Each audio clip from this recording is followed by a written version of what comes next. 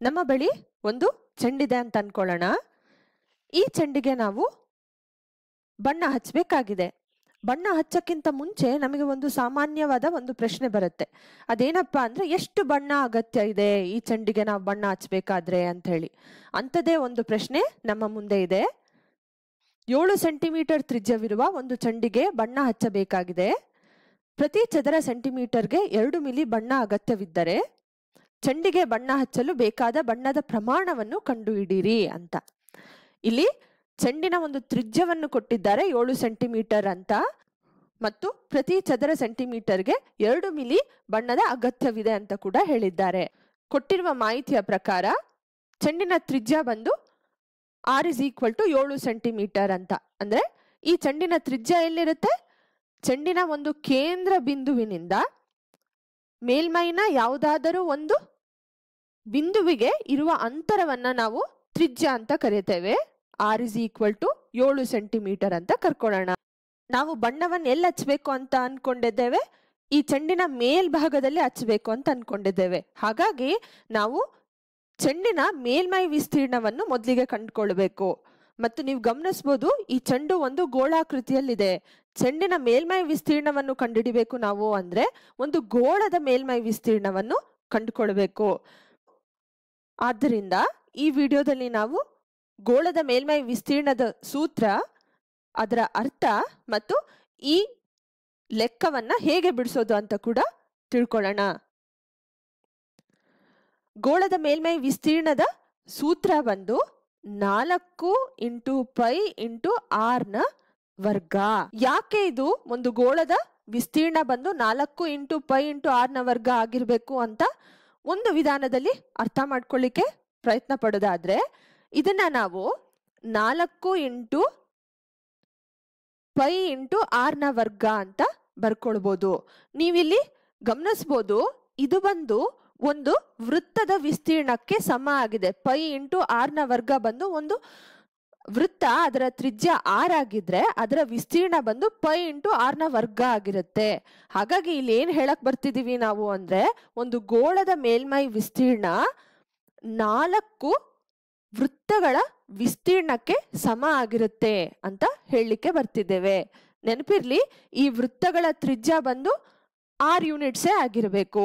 ಅಂದ್ರೆ ಗೋಳದ ತ್ರಿಜ್ಯಕ್ಕೆ ಸಮ ಆಗಿರ್ಬೇಕು. ಇನ್ನೊಂದು ರೀತಿಯಲ್ಲಿ ನಾವು ಇದನ್ನ ಅರ್ಥ ಮಾಡ್ಕೊಳ್ಳೋದಾದ್ರೆ, ಒಂದು ಟೊಳ್ಳು ಸಿಲಿಂಡರ್ನ ಪರಿಗಣಿಸೋಣ. ಈ ಸಿಲಿಂಡರ್ ಒಳಗೆ ನಾವು ನಮ್ಮ ಗೋಳವನ್ನ ಹಾಕೋಣ. ಈ ರೀತಿ ಹೇಗೆ ಹಾಕಬೇಕಪ್ಪ ಅಂದ್ರೆ, ನಾವು ಎಂತಹ ಒಂದು ಸಿಲಿಂಡರ್ನ ತಗೊಳ್ಬೇಕಪ್ಪ ನಾವು ಅಂದ್ರೆ, ಈ ಗೋಳದ ತ್ರಿಜ್ಯ ನಿಮಗೆ ತಿಳಿದಿರ್ಲಿ, r ಯೂನಿಟ್ಸ್ ಇದೆ. ಈ ಗೋಳ ಪೂರ್ಣವಾಗಿ ಸಿಲಿಂಡರ್ನ ಒಳಗೆ ಹೋಗ್ಬೇಕು. ಯಾವ ರೀತಿ ಅಂದ್ರೆ, ಈ ರೀತಿ ತಾಕಿರ್ಬೇಕು. ಸಿಲಿಂಡರ್ನ ತುದಿಗಳಿಗೆ ತಾಕಿರ್ಬೇಕು 4 ಕಡೆಗಳಲ್ಲಿ. ಈ ತರ ತುಂಬಿದ ಮೇಲೆ ಸಿಲಿಂಡರ್ನ ಒಂದು ಅಳತೆ ನೋಡೋದಾದ್ರೆ, ಸಿಲಿಂಡರ್ನ ತ್ರಿಜ್ಯ ಬಂದು ಗೋಳದ ತ್ರಿಜ್ಯಕ್ಕೆ ಸಮ ಆಗಿರುತ್ತೆ, r ಯೂನಿಟ್ಸೇ ಆಗಿರುತ್ತೆ. ಮತ್ತು ಸಿಲಿಂಡರ್ನ ಎತ್ತರ ಬಂದು ನೀವು ಗಮನಿಸಬಹುದು, ಇಲ್ಲಿಂದ ಇಲ್ಲಿಗೆ, ಇಲ್ಲಿಂದ ಇಲ್ಲಿಗೆ, ಅಂದ್ರೆ ಗೋಳದ ವ್ಯಾಸ ಬಂದು 2r ಆಗಿರುತ್ತೆ. ಅದೇ ರೀತಿ ಸಿಲಿಂಡರ್ನ ಎತ್ತರ ಬಂದು 2r ಆಗಿರುತ್ತೆ. ಆದ್ರಿಂದ ನಾವು ಈ ಗೋಳದ ಮೇಲ್ಮೈ ವಿಸ್ತೀರ್ಣವನ್ನು ಕಂಡುಹಿಡಿಯೋ ಬದಲು ಈ ಸಿಲಿಂಡರಿನ ಮೇಲ್ಮೈ ವಿಸ್ತೀರ್ಣವನ್ನು ಕಂಡುಹಿಡಿದ್ರೆ ಸಾಕಾಗುತ್ತೆ. ಇದು ಒಂದು ಟೊಳ್ಳು ಸಿಲಿಂಡರ್ ಆಗಿರೋದ್ರಿಂದ ನಾವು ಇದರ ವಕ್ರ ಮೇಲ್ಮೈ ವಿಸ್ತೀರ್ಣವನ್ನು ಕಂಡುಹಿಡಿದ್ರೆ ಸಾಕಾಗುತ್ತೆ. ಇಲ್ಲಿ ವಕ್ರ ಮೇಲ್ಮೈ ವಿಸ್ತೀರ್ಣ ಮತ್ತು ಪೂರ್ಣ ಮೇಲ್ಮೈ ವಿಸ್ತೀರ್ಣ ಒಂದೇ ಆಗಿರುತ್ತೆ, ಯಾಕಂದ್ರೆ ಇದು ಒಂದು ಟೊಳ್ಳು ಸಿಲಿಂಡರ್ ಆದ ಕಾರಣ. ಹಾಗಾಗಿ ನಾವೇನ್ ಮಾಡೋಣ ಅಂದ್ರೆ, ಈಗ ಒಂದು ತುದಿಯಲ್ಲಿ ಕತ್ತರಿಸೋಣ. ಕತ್ತರಿಸಿದ ಮೇಲೆ ಈ ರೀತಿ ಕತ್ತರಿಸ್ಕೊಳ್ಳೋಣ. ಮತ್ತೆ ಅದನ್ನ ನಾವು ಓಪನ್ ಮಾಡ್ಕೊಂಡ್ರೆ ಈ ರೀತಿ ಒಂದು ಆಯತಾಕಾರ ಸಿಕ್ಕತ್ತೆ. ಈ ಆಯತಾಕಾರದ ಒಂದು ಅಳತೆಯನ್ನ ನಾವು ನೋಡೋದಾದ್ರೆ, ಅಗಲ ಬಂದು ಸಿಲಿಂಡರ್ನ ಎತ್ತರಕ್ಕೆ ಸಮವಾಗಿರುತ್ತೆ 2r, ಮತ್ತು ಉದ್ದ ಬಂದು ವೃತ್ತದ, ನೀವು ನೋಡ್ಬೋದು ಇದೊಂದು ವೃತ್ತ, ಸಿಲಿಂಡರ್ನ ಪಾದ ಬಂದು ಒಂದು ವೃತ್ತ ಆಗಿತ್ತು, ಈ ವೃತ್ತದ ಸುತ್ತಳತೆಗೆ ಸಮ ಆಗಿರುತ್ತೆ. ವೃತ್ತದ ಸುತ್ತಳತೆ ಬಂದು 2π ಆರ್ ಆಗಿರುತ್ತೆ. ಹಾಗಾಗಿ ಆಯತಾಕಾರದ ಉದ್ದ ಒಂದು 2πr ಆಗಿರುತ್ತೆ. ಹಾಗಾಗಿ ನಾವು ಈ ಸಿಲಿಂಡರ್ನ ಮೇಲ್ಮೈ ವಿಸ್ತೀರ್ಣವನ್ನು ಕಂಡುಹಿಡಿಯೋ ಬದಲು ಈ ಒಂದು ಆಯತಾಕಾರದ ವಿಸ್ತೀರ್ಣವನ್ನು ಕಂಡುಹಿಡಿದ್ರೆ ನಮಗೆ ಗೋಳದ ಮೇಲ್ಮೈ ವಿಸ್ತೀರ್ಣ ಸಿಕ್ಕಿಬಿಡುತ್ತೆ. ಆಯತಾಕಾರದ ವಿಸ್ತೀರ್ಣ ಎಷ್ಟು ಅಂತ ನಮಗೆ ತಿಳಿದಿದೆ, ಅದು ಉದ್ದ ಇಂಟು ಅಗಲ L ಇಂಟು ಬಿ. ಹಾಗಾಗಿ 2πr ಇಂಟು 2r, 2 ಇಂಟು 2 4 ಆಗುತ್ತೆ, ಪೈ 6 ಇಂಟು 6 r ನ ವರ್ಗ ಆಗಿರುತ್ತೆ. ಹಾಗಾಗಿ ಆಯತದ ವಿಸ್ತೀರ್ಣ 4 ಪೈ ಇಂಟು r ನ ವರ್ಗ. ಅದೇ ರೀತಿ ಈ ಒಂದು ಸಿಲಿಂಡರ್ನ ಮೇಲ್ಮೈ ವಿಸ್ತೀರ್ಣ ಕೂಡ 4 ಇಂಟು ಪೈ ಇಂಟು r ನ ವರ್ಗ. ಮತ್ತು ಕಡೆಯದಾಗಿ ಈ ಗೋಳದ ವಿಸ್ತೀರ್ಣ ಕೂಡ ಇದೇ ಆಗಿರುತ್ತೆ, 4 ಇಂಟು ಪೈ ಇಂಟು r ನ ವರ್ಗ ಆಗಿರುತ್ತೆ.